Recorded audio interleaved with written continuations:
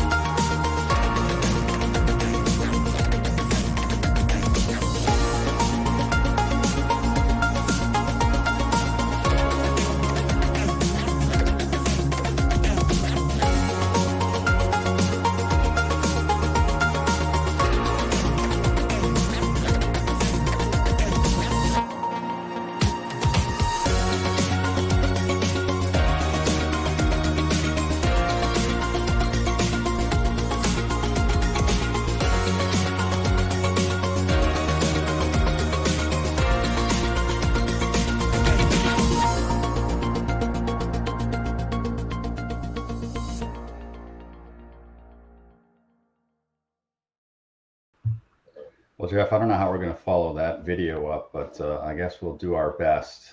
Give it a shot. Yes. So welcome, everyone. This is to our Demo Tuesday at SimSpace Corporation. Today, we're covering cyber attack simulations for security response training, which features our implementation of user emulation. And that is really what we're going to be talking about today. So we'll demonstrate how you and your team can become savvy defenders and practice against cyber threats under live fire conditions. And as always, the goal is to have true cyber readiness.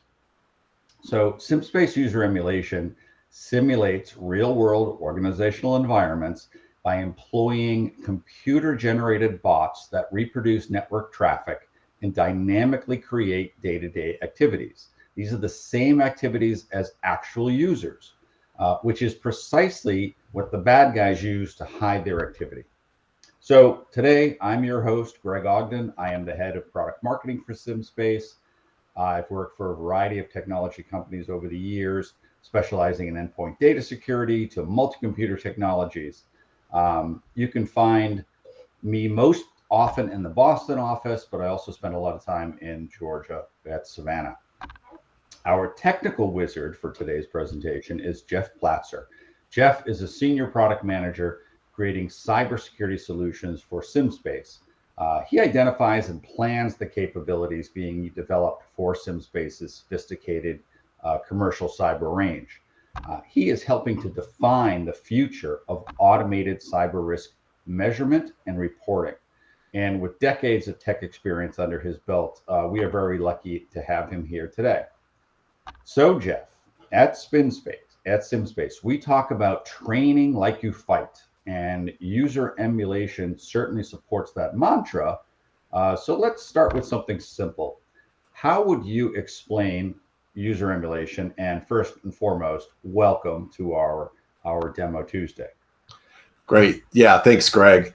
Probably I don't like to set up a demo and then show a lot of slideware. So I'm going to show just some very brief explanation of what user emulation is. And then we'll actually get into launching our real cyber attack and watching that happen. So with that, I will be brief on the slideware. But let me talk just for a minute about what user emulation is. So user emulation is essentially automated bots that are running on real host systems, interacting with the applications, the real applications that run on those systems. And the purpose of those bots are to emulate the activity that real users are performing on their systems.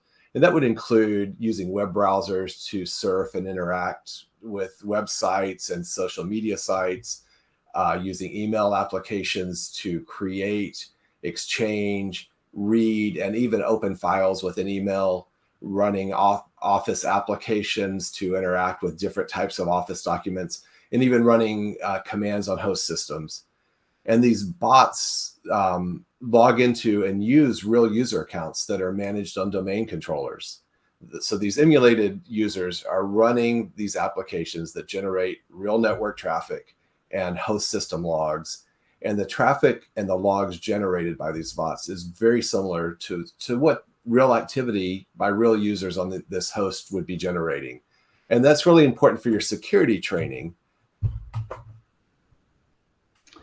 So if I look at this, Jeff, is it a heavy lift to create these personas, I guess, that they use? So yeah, absolutely. We'll actually show this activity happening in real time, and then we'll go into what is actually involved in running these personas. But let me take just another minute to talk about why the user emulation is important. So like we mentioned, these bots are performing the most common activities that real users perform, but they're also performing the most common activities that are used to propagate cybersecurity attacks. So the same activities that users are typically performing, such as browsing websites where you might hit malicious websites, or opening emails and opening attachments that might contain malware. Those are the same activities that this user emulation is performing. And the result of this is a large volume of realistic network traffic or application activity that is almost all normal, benign activity. However, there's some really small part of that activity that could also be the propagation of cyber attacks. And this creates the challenge for security analysts of finding the needle of malicious haystack, or of finding the needle of malicious activity in a haystack of all this benign activity. All right, I'm going to share a video which I think does a pretty good job of explaining it, but it brings it at definitely not at a technical level. It's more of just sort of a fun introduction to what user emulation is. So let me share my screen. Absolutely.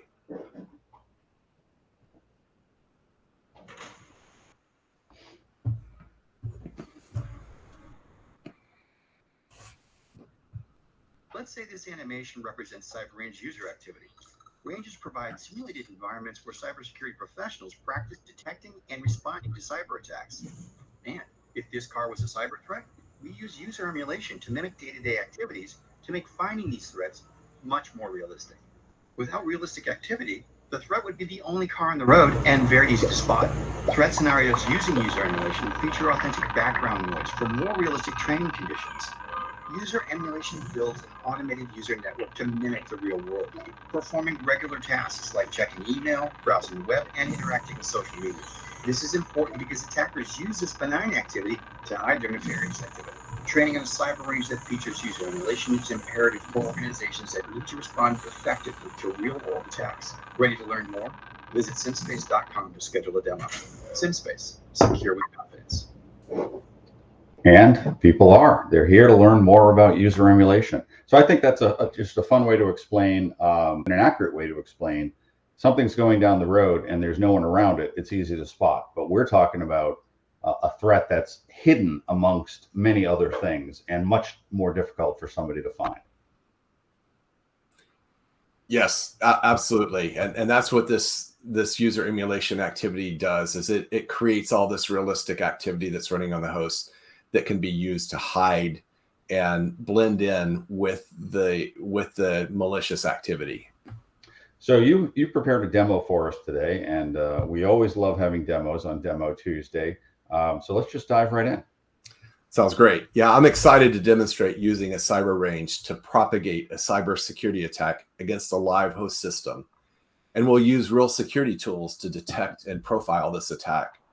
We're also, like we mentioned, going to show the important role that realistic user emulation plays in training to respond effectively to cyber attacks. In talking with security operations leaders, one of the things I've heard repeatedly is, with the limited availability of experienced cybersecurity professionals, folks are being hired with desired skills and certifications on their resumes, but little to no real-world experience. And what they're seeing is, when these more junior security analysts get into real-world security operations situations, many are struggling to be effective. And it often requires the more senior analysts to take the time they already don't have to help train these more junior hires to be effective in their jobs. And then the real kicker is that once they get the experience and become effective, they leave for other jobs that require more experience. And so you have this cycle that repeats. One of the main advantages of training and assessment with realistic user emulation is that it puts folks on cyber teams in training environments that more closely resemble the environments and challenges they actually deal with in their jobs. It gives them that train like you fight experience that is essential for cyber readiness. So with that, let's go ahead and hop into our cyber range and launch this attack and use our tools that we've got to identify and defend against this attack. So let me share our cyber range that we're going to be looking at.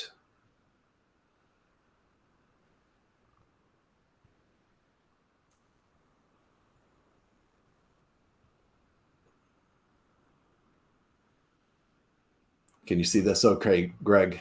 Yes, and this is actual live range that we're looking at. This is an actual live range. I am rolling the dice and just making sure everything happens as expected, which I'm counting on happening.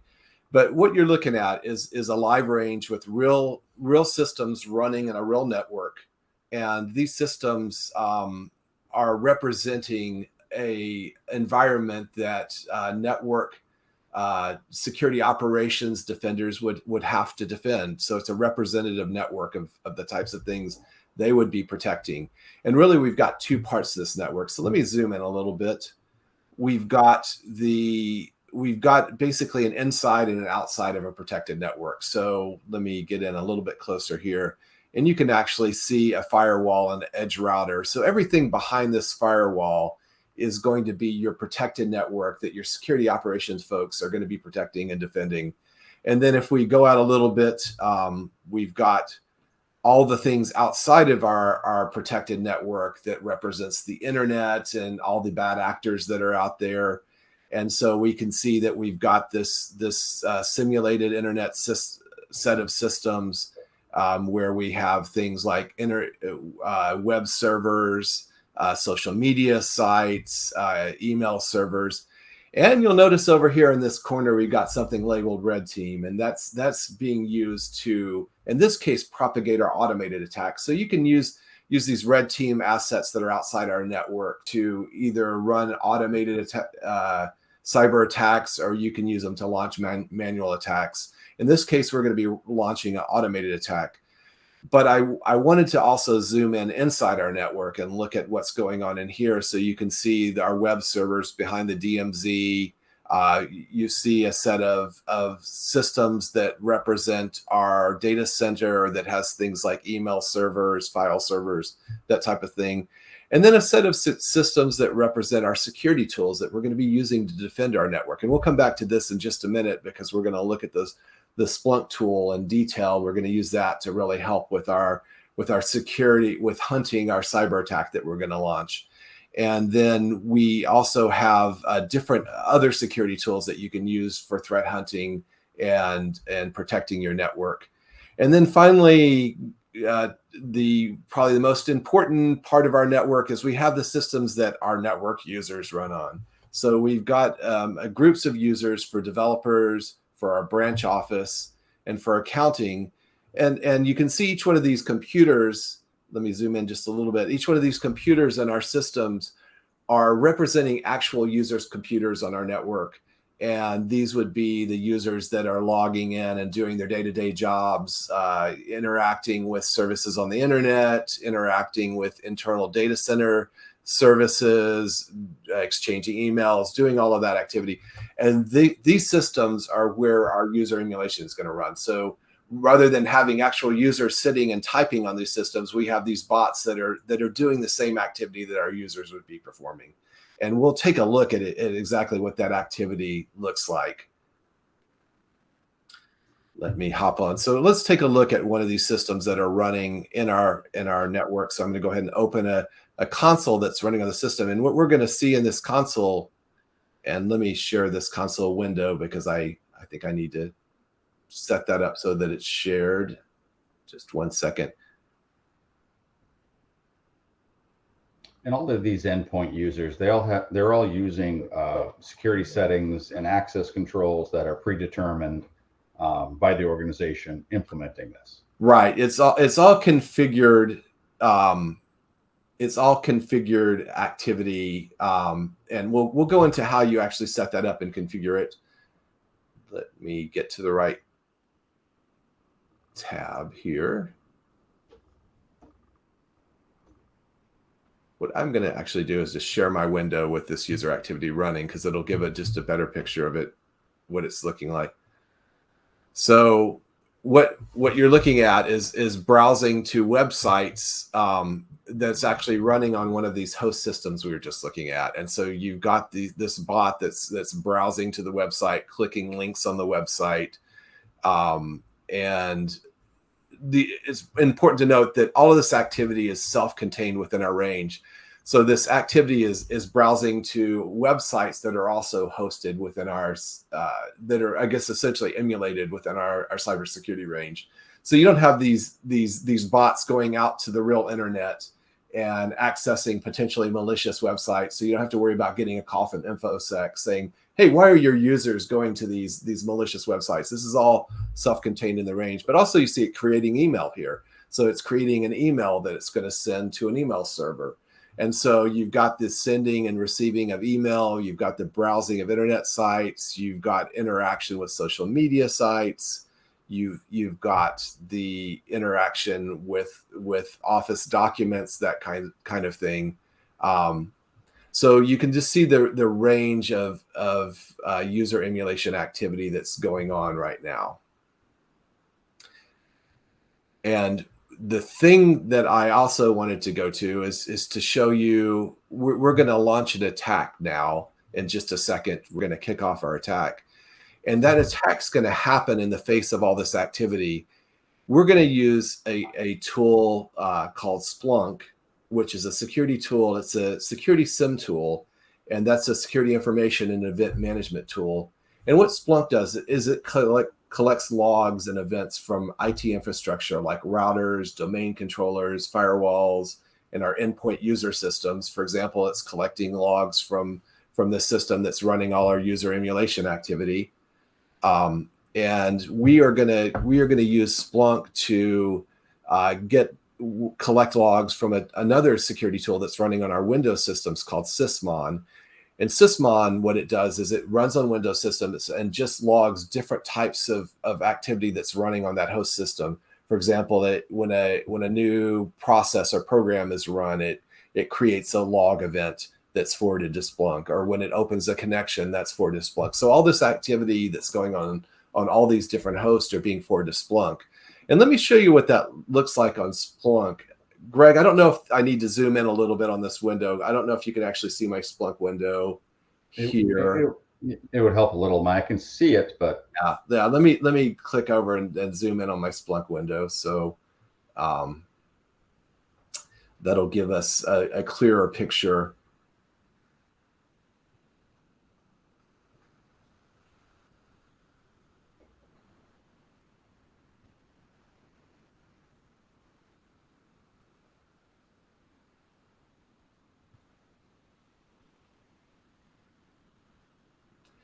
This should give us a better picture. So hopefully this is a little more clear to you. It is. So what I've done is I've created a query in Splunk that just is showing the real-time activity logs that are happening as it's happening. And you can see here that this activity is pretty active. So these are actual logs being generated by real applications running on these hosts. And they are using, like I said, this Sysmon tool to capture activity that are happening on these hosts and forwarding these logs to Splunk, where Splunk is capturing and logging this activity. And you can see how when we talk about creating a haystack that you need to find the needle in, that we're just looking at logs that are happening as they happen. And it is creating this haystack of activity that you're going to need to find a needle in.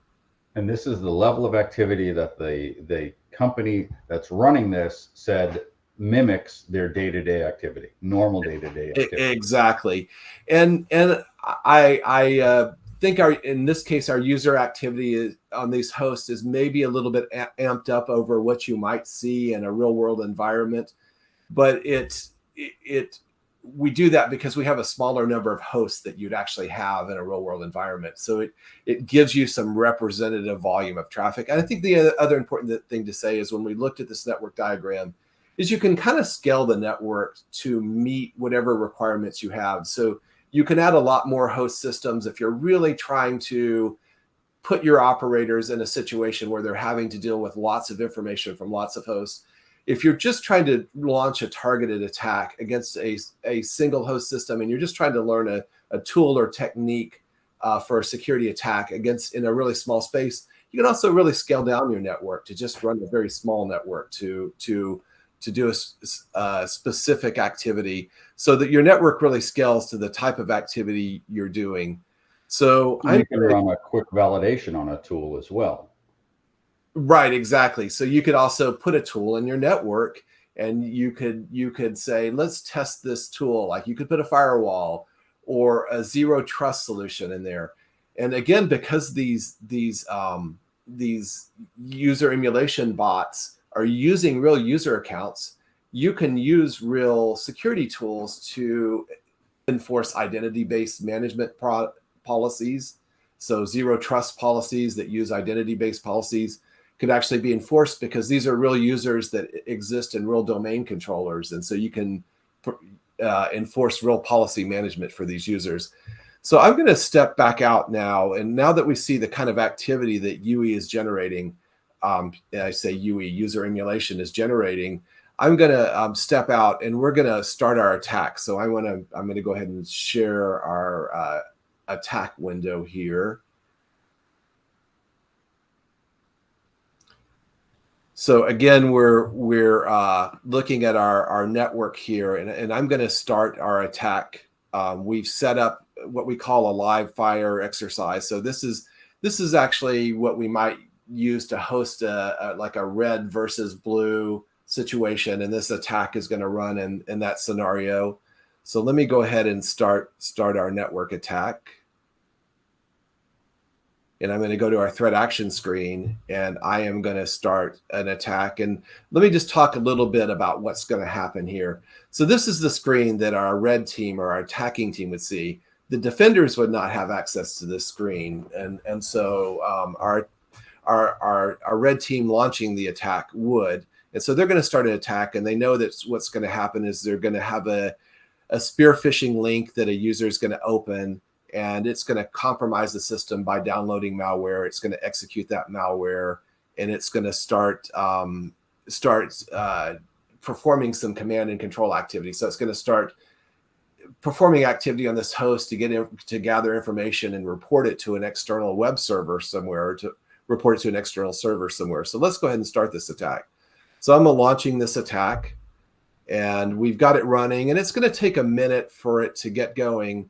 But while we're waiting for it to get fully up and running, I've created another Splunk query here that is looking for, wrong window. Let me try this again.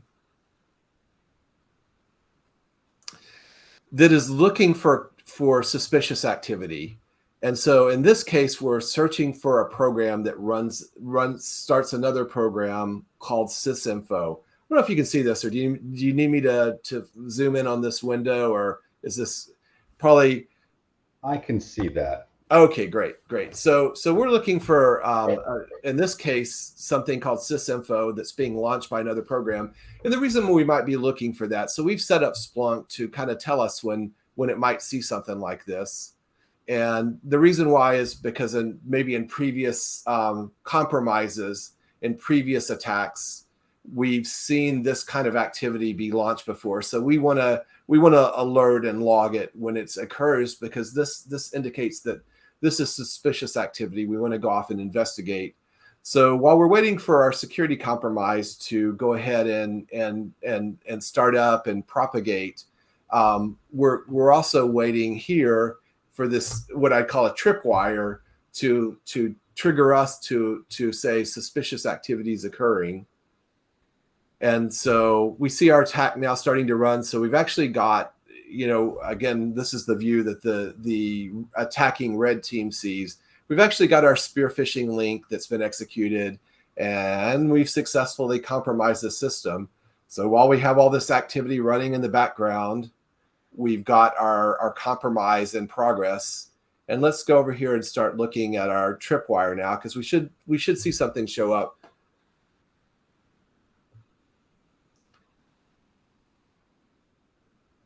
So pretty soon, when this malware starts running on this system and it starts doing activity, we should see this suspicious activity trip our alert and show up in our log. And then once we do that, it triggers us to say, oh, there we go. So we've now got a log triggered, and essentially what we've got is something saying, hey, we just saw some suspicious activity. A program called Microsoft Lights has run a command, sysinfo, and we know that's kind of sketchy. We've seen that as part of malicious activity in the past. So we need to go check it out. And so let's go check it out. So let's look and see if we can see what's going on. And okay, now we're looking at all this background of activity that's being generated by UE, and we're not effectively finding the needle in the haystack. We're seeing too much going on. So we're looking at all the connections going out of this box, and there's just too much going on to pick out what might be happening. So what a security analyst would typically do is hone their query, and in this case, we're going to look for the Microsoft Lights executable in this public directory. So let me go ahead and copy this. So we know what we're looking for, and I'm going to copy that. And we're going to go ahead and do a tailored search for activity that is being. And this is all what would happen in under a real attack on a production system. This is all what would happen in a real attack on a production system. As a matter of fact, we're using common techniques and procedures that are used by attackers. So these are the same thing. These are the same procedures that attackers would use. And I want to say right now that I've set up this tailored search, and that is the result of me spending a lot of time to get the exact right search parameters that help me find this activity. Offline and before this demo, I spent way too much time getting exactly these tailored searches for this activity. This is the same thing that real security analysts would have to do, and probably very experienced security analysts would do it a lot more efficiently than I did. But for the sake of time, rather than me just fumbling around and trying to find the right parameters, I've just gone ahead and pre-set up these queries so we can see what's going on. And so we're going to go ahead and look at what the activity that's been generated. Oh, I'm outrunning our viewer, so I keep clicking on refresh here. Let me just let it load properly. And so we see a set of events that are happening on this system. So we see this sysinfo was what originally triggered our alert, but now you see it in real time. You see this attack that is running these commands on our host system, trying to get information. It's getting the network configuration. It's listing directories. It's going and getting all kinds of information about the system that it's running on. Querying for what's running on my system, and just gathering all kinds of information.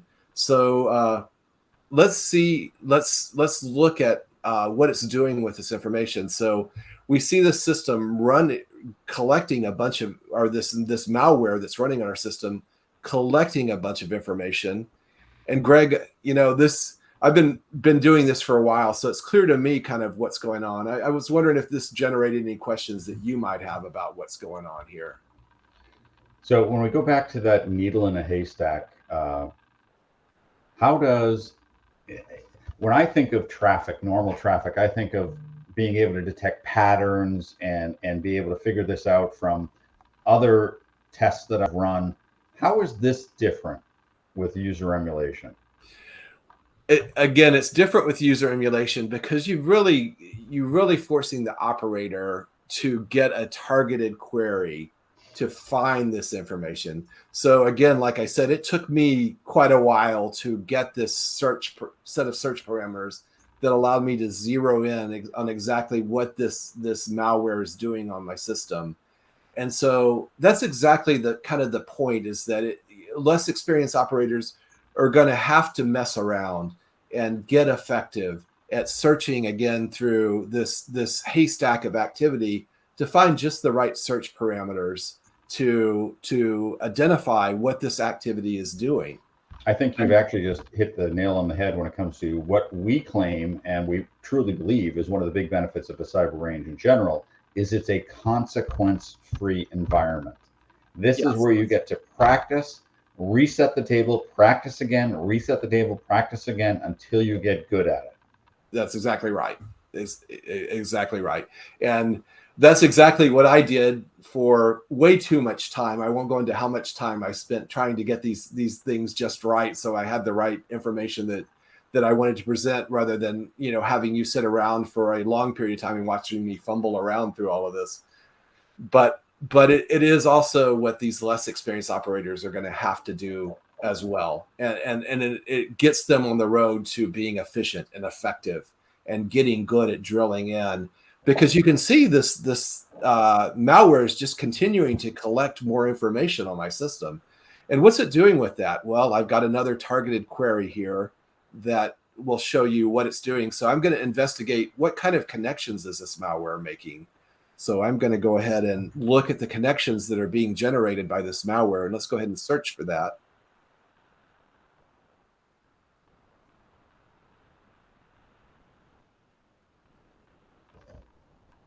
And what we see is this malware program is connecting off the box, and it's connecting roughly every 30 seconds. So you see it's creating a couple connections off the box here, and then roughly 30 seconds later, it's creating a couple more connections. And then roughly 30 seconds later, it's creating a couple more connections. So when you combine what we just saw in the last window, where it's gathering all this information, running all these commands to gather information, and then it's connecting to some site off the box, you can kind of piece together what's happening here. Is it's collecting all this information off this system in my network, and it's propagating it to a server off somewhere else. And probably one of the main reasons it would be doing that is to get a better idea of what else is vulnerable on my network. What other systems are out there that I might be able to compromise? What else might I be able to do with this system and further compromise this network? So this is really kind of reconnaissance activity to understand how to further propagate attacks throughout my network, so I can try to get to, you know, the jewels of the kingdom, which are maybe my accounting systems and my file servers and my internal data, my user databases, and that type of thing. So in your experience, how critical is it to have realism when you're doing these activities? I think without realism, you never get to the train like you fight capability. You never get to having to really get efficient and operating in this environment. And let me just illustrate that. You can see all the information that's been gathered off my network now.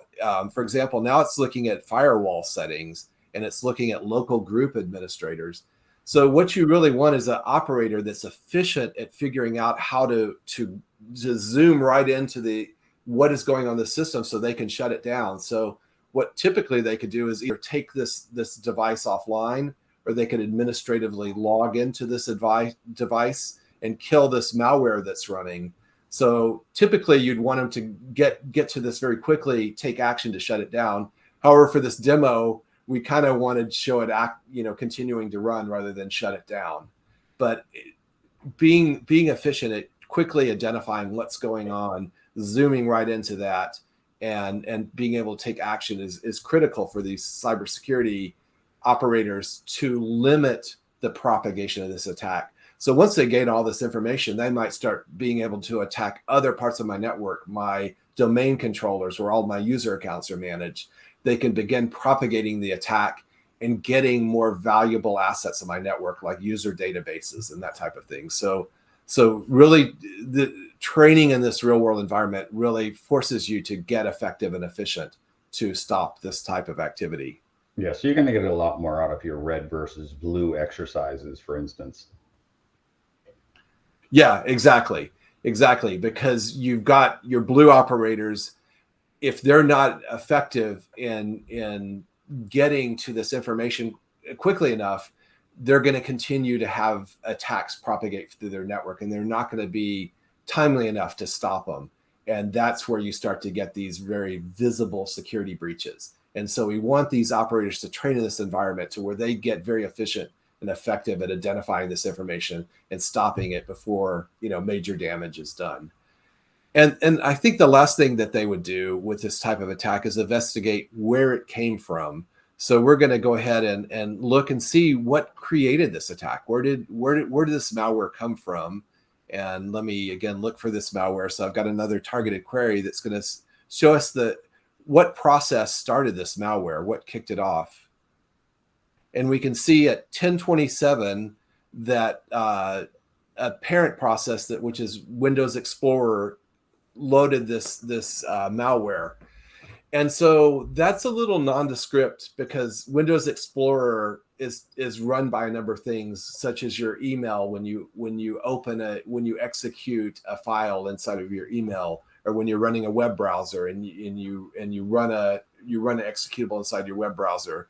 That typically that would be launched by Windows Explorer. So that takes us back to having to look at network activity, and we're going to start looking at the network activity around the time this occurred. So we'll go back 5 minutes ahead of this exploit. So the exploit happened at 10:27:09. So we'll kind of make our end time 10:27:09 when the exploit actually occurred. Oh, sorry, we'll go back 5 minutes earlier in this. So we'll start at 10:22 and we'll go to 10:27. And we're going to search for connections that were happening. So what likely happened is the user connected, either opened an email and ran a link in there, or they were browsing to a website and downloaded a file and ran it. And so let's look at what activity happened within a 5-minute window. And you start seeing all this activity that's being run. Let's see. Let me refine this search a little bit to filter it just a little bit more.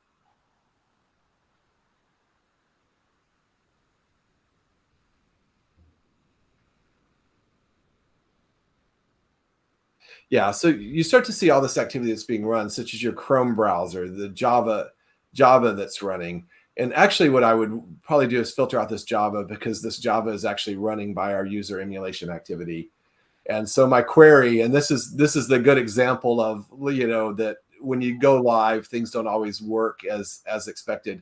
I was really trying to filter out this Java, and for some reason I'm getting something not exactly right to where the filter is not happening. But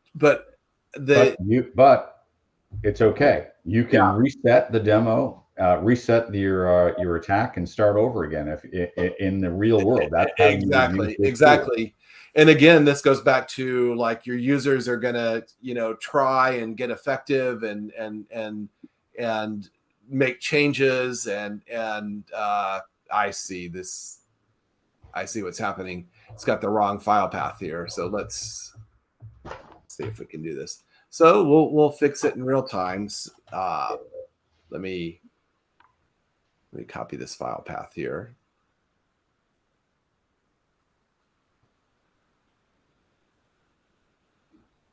Copy that.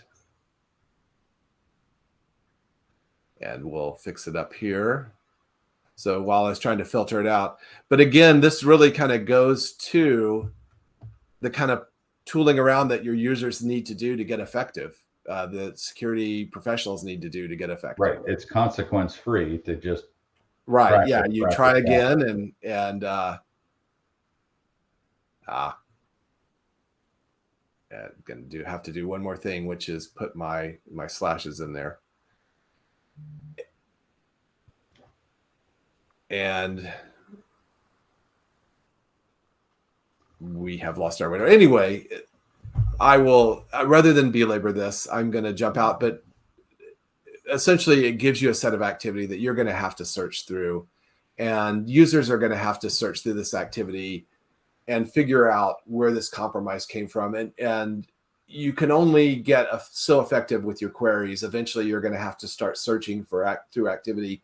And that's the other place where your user emulation comes into effect, is that you have to really search through activity to get to the right stuff.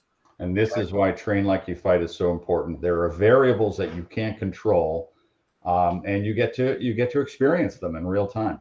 That's exactly right. That's exactly right. And so so what the end result is, you get your cybersecurity professionals more effective and more efficient at this training as they go.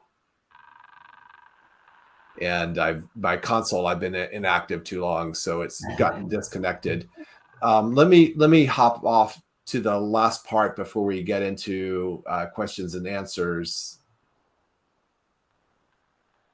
Let's go ahead and take a look at our attack now. So we've seen the attack's run all the way to completion. So if we had shut it down, we would have actually seen it fail at some point, and which would have meant that the user came in and stopped it. We didn't take an action to stop it because we wanted to see it all the way through. But we can also take a look and see what happened with our attack. So we see that in this case, one of our host systems, this happens to be DevWin 10.3, got compromised, and it was going outside our network to a server that happened to be in the red team space, and it was propagating all this information to that server. And so now this server has a lot of information about this host, the network it runs in, the security tools that are running on this host, and they can use that information to further propagate attacks against our defended network. They've also got this malware running on this system, so if they want to use this system again for further attacks, they can do that. Excellent. So I want to talk about now, we've seen a lot about the user. We've seen a lot of examples of the user emulation running. We've seen it from the actual, what it looks like running on the host system that's performing the user emulation. We've seen the result of all that activity in our logging system. It's about how we actually set it up and configure it. So you'll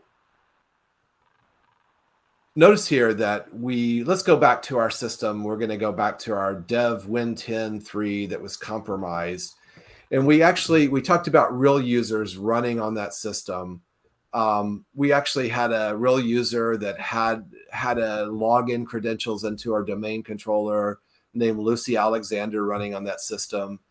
And we talked about personas, and personas are used to define the activity that user is going to be performing. And so this case, we have just a single persona assigned to most of our users called site user. And what is in that persona? And Greg, I don't know if this is if I need to zoom in. Let me zoom in just a little bit more. That would help a little bit. Yeah, get this a little more clear. And so this site user persona is performing a set of activity. And let's look at that activity they're performing. So you can see here that between 7 a.m. and 1 p.m., they're performing a set of activity. Now, if this was really our developers, I would say it'd probably start more like 10 a.m. and run till maybe 8 p.m. So the timing is not exactly accurate. But that's important to note, is that if you wanted to say, hey, we want a specific persona for our developers, we're gonna have most of our developers start around 10 a.m. and they're gonna work till 7, 8 p.m. And so this personas define the time that the users are active, and they define the type of activity they're doing. And in this case, you'll notice here that we've got web browsing configured, interacting with different types of Office documents, sending emails, reading emails, interacting with social media, and browsing to websites.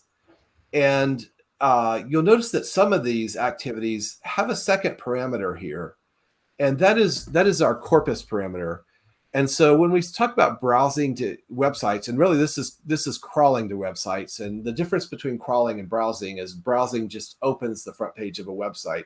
Crawling actually goes through that website and clicks links and propagates from one link to another inside of a website. And so it's using a corpus called Lariat x86. I have no idea where the name came from, but it is a corpus of email addresses that is both supported on our internet website server and that our user emulation activity can browse to. And so it's basically a long list of sites that they're going to randomly browse to and interact with. And there's simultaneous actions as well, just like somebody might open up a website and then jump to an email. Right. That's exactly right. Great point. And so these activities are occurring in parallel on the system, and they're occurring randomly. So you can set stuff up to be sequential, but in this case, we're performing them randomly, and they're browsing to the websites and opening emails and interacting with Word documents. And they're doing this concurrently. So they might be starting to type on a Word doc and then switch over to typing something on a social media site, coming back to their Word document, entering an email, and concurrently interacting with the site. These corpuses are corpora. Greg, did you know that the plural of corpus is corpora? I did not know. It sounds like something that might happen at Catholic school, but that's a different topic. We won't go there. But the corpora are different corpus, the different corpuses, corpora, that we have with for websites and for email. And that's important because we can have different bodies of email. We could even have emails that contain malware, and we can send users to randomly open and access those emails and interact with those emails, and as well as defining the websites that they browse to. So, for example, we could look at the corpus for this clean corpus website, and you can just see the list of email sites that are supported. This long list of websites that we can browse to that are supported. So you've got this wild set of activity, and you could make it more realistic and have certain user personas that have just a more limited space, because typically users are not going to go all over the place. They're going to stay within a range of email addresses, both a range of email addresses and a range of websites that they browse to. So I guess that kind of gives a high level overview. I think a couple of things to mention is that you can create new personas, you can modify the user activity that's performed with each persona, you can change the amount of time that's spent with each activity, or the amount of activity that is accessed by that user persona, the hours that the personas are active. And those hours are actually important because you can set up kind of real user hours to run follow the sun exercises. So if you have security operations teams that are around the globe that are monitoring your IT environment, you can actually have your user activity mirror the types of activities that would be going on during shift changes and during live times when shifts would be active, that type of thing. And you can have this up and down traffic level and different types of traffic that might happen in the day versus in the evening. I think we have a range of customer sizes, but we definitely run follow the sun activities a lot for that reason, right there.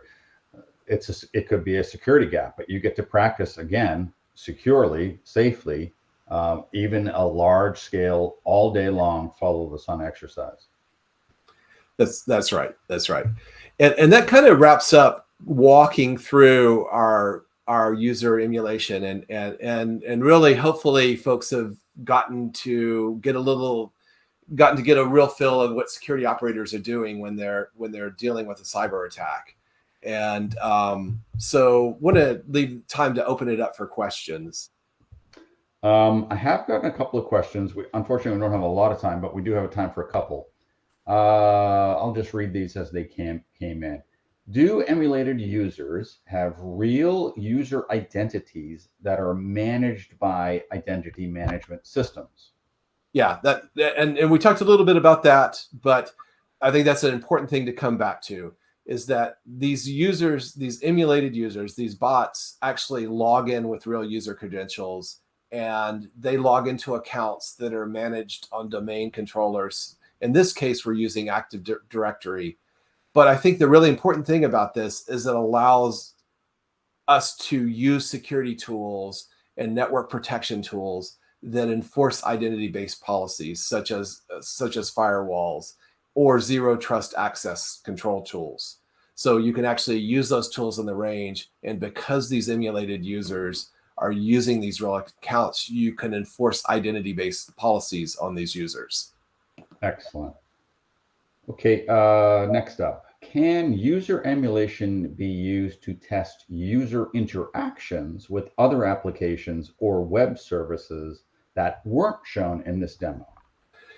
Yeah, that's a great question, because user emulation is extensible. So you can, let me share again and go back to our range here.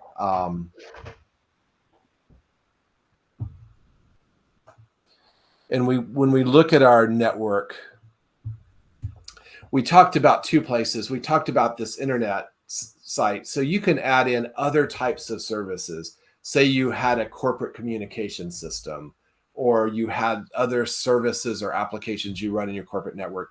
You could actually run virtual systems that host those services in your internet or in your data center, and then you could define activity. You could define interactions on the in the user emulation that would go off and interact with those services. So you could so when we mentioned personas, you could add new activities to personas to interact with new and different types of services. And to do that, we have a scripting capability that runs on the host, where you can script those interactions and use those to interact with different types of tools and services that might be running in your network. Okay, I think we've kind of run out of time here, Jeff, but I would like to tell everyone that that have submitted questions that didn't get answered live, that we will answer those questions as best we can in a timely manner via email or other methods after this. So Jeff, thank you very much for an excellent demo. It looks like the demo gods were working with us today, not against us. The stars aligned. Always love it when that happens.